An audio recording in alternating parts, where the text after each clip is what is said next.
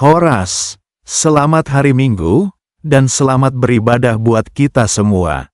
Hari Minggu, tanggal 11 Agustus tahun 2024 adalah minggu ke-11 setelah Trinitatis. Dengan nats renungan ibadah minggu diambil dan tertulis di kitab Efesus 4 ayat 25-32, bertemakan hidup baru dalam kasih Kristus.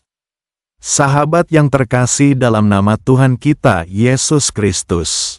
Bila kita cermati ayat renungan ini, secara terang benderang mengungkapkan bahwa kota Efesus mengalami perkembangan yang sangat pesat, sehingga berdampak masif dan memotivasi pola gaya hidup jemaat, baik di kota Efesus maupun kota-kota sekitarnya. Selaku umat Kristen, ketika kita menjadi manusia baru, maka konsekuensi hidup kita pun harus total terlihat nyata dan nyata terlihat selaku pengikut Kristus. Artian tegasnya, hidup harus nyata terlihat perbedaan yang mendasar sebelum menerima Kristus, dan setelah mengenal dan atau percaya kepada Kristus. Sahabat, melalui nats ini, Rasul Paulus memberitahukan dan mengingatkan kita kembali tentang cara hidup manusia lama yang tidak berkenaan dengan ciri hidup manusia baru yang sudah mengenal dan atau percaya kepada Kristus. Nah, cara dan ciri hidup manusia lama secara kontras tergambar dari, yang pertama, terpusat kepada pikiran yang sia-sia dan tidak memiliki pengertian yang terang. Yang kedua, degil atau keras kepala dan jauh dari persekutuan dengan Allah. Yang ketiga, hidup di dalam kebodohan dan tidak memiliki perasaan, serta hidup seturut dengan hawa nafsu yang mengerjakan segala kecemaran. Oleh karena itu, kita pun supaya segera membuang dusta dan harus berkata jujur dan benar, sebagai cara hidup manusia baru yang hidup di dalam Kristus. Menjadi manusia baru di dalam Kristus, tidak cukup hanya mengarahkan orang-orang agar beriman, seakan-akan menjadi lebih superior dari yang lain. Itu sebabnya Rasul Paulus mengungkapkan orang-orang beriman kepada Kristus adalah merupakan bagian-bagian atau sesama anggota yang hidup bersama-sama, menjunjung keharmonisan di dalam ragam perbedaan dan talenta yang ada. Baca dan cermati ayat 25. Sahabat, jadi sangat tegas dan terang, bahwa cara dan ciri manusia baru dalam Kristus dapat dipastikan bukan mengarah kepada penghilangan entitas ataupun sisi dari kemanusiaan, sebagaimana dimaksudkan oleh Rasul Paulus pada ayat 26, yakni tentang menjadi marah. Sahabat pengikut Yesus, tersedianya sifat mengampuni, membagikan dan memancarkan kasih nan damai, adalah ciri dan cara hidup manusia baru. Sebab, menyimpan amarah, dendam yang berpusat pada pikiran, dapat menciptakan ruang kesempatan roh pemarah dan roh pemecah yang ditebarkan iblis, untuk mengaburkan nilai-nilai yang luhur. Cermati ayat 27, dan baca Mazmur 4 ayat 5. Adanya kondisi tidak terpisahkannya jemaat kudus di Efesus dengan kelompok masyarakat sekitar yang hidup masih berpola sebagai manusia lama, tentu telah menciptakan keadaan saling tarik-menarik pengaruh. Sehingga, hidup di dalam persekutuan rohani yang seturut dengan ajaran Yesus, menjadikan satu identitas baru bagi seluruh jemaat Efesus di dalam mempertahankan imannya kepada Kristus. Hidup berdampingan dengan orang-orang sekitar, bukanlah menjadi batu sandungan atau mengaburkan identitas anak-anak terang bagi jemaat Efesus. Justru adalah menjadi tugas jemaat kudus Efesus untuk membawa terang itu kepada kefasikan. Ingat, menjadi manusia baru, tercermin melalui perilaku, sebagaimana diamanatkan di dalam ayat 28-32. Sahabat, dengan kita hidup menjadi manusia baru yang dipimpin oleh Roh Kudus, bukan berarti meninggalkan kewajiban-kewajiban kita untuk memenuhi kebutuhan hidup. Artinya, dengan bekerja jemaat Efesus dapat mencukupi kebutuhannya sehari-hari. Sebab, Rasul Paulus melalui nats renungan ibadah minggu ini, hendak mengatakan bahwa bekerja merupakan bagian dari perintah Allah.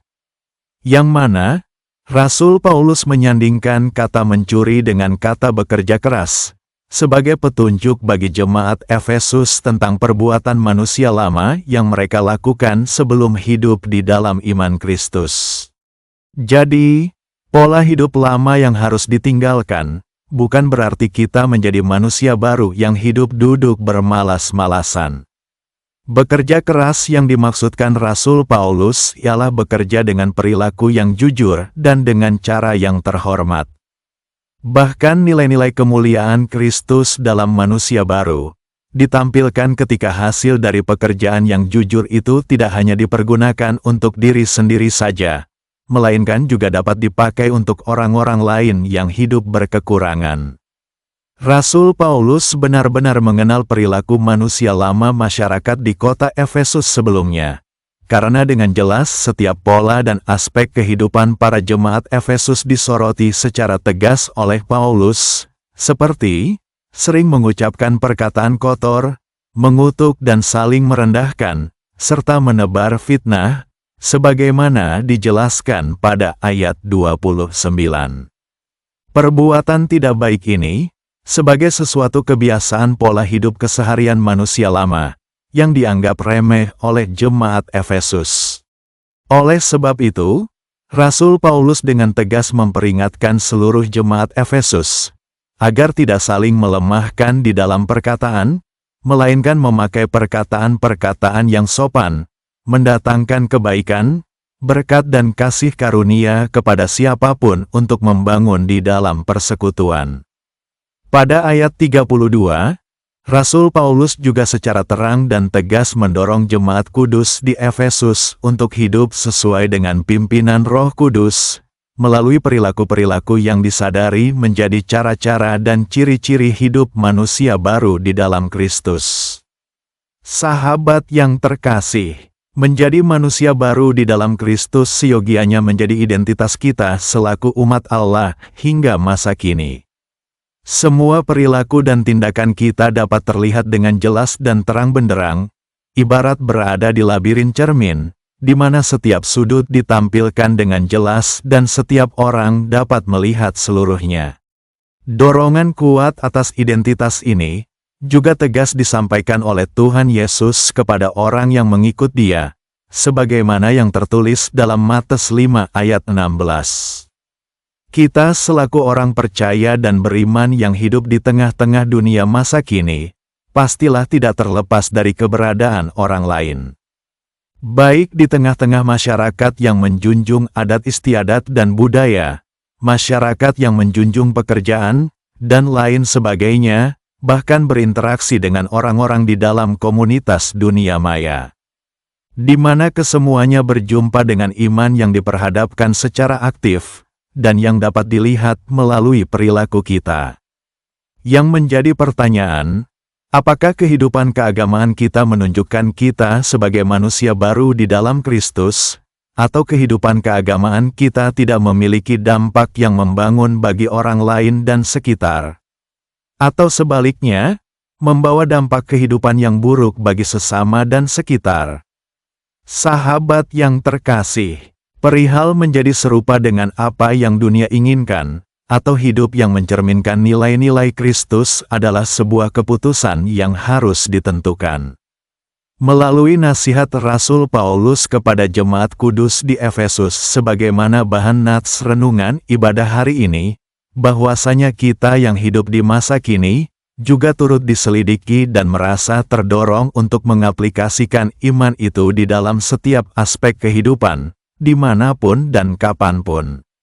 Bila kita cermati lebih dalam lagi, ada banyak perilaku-perilaku yang disampaikan dan ataupun dicontohkan oleh Rasul Paulus tentang pola hidup manusia lama dan pertentangannya dengan cara dan ciri hidup manusia baru dalam Kristus. Biarlah terang Kristus senantiasa menyinari seluruh aktivitas hidup kita, sehingga kita pun mampu untuk menjalani hidup baru dalam kasih Kristus. Demikian, salam dari kami, Hasudungan Silaen di Kota Medan. Shalom, dan Tuhan Yesus memberkati.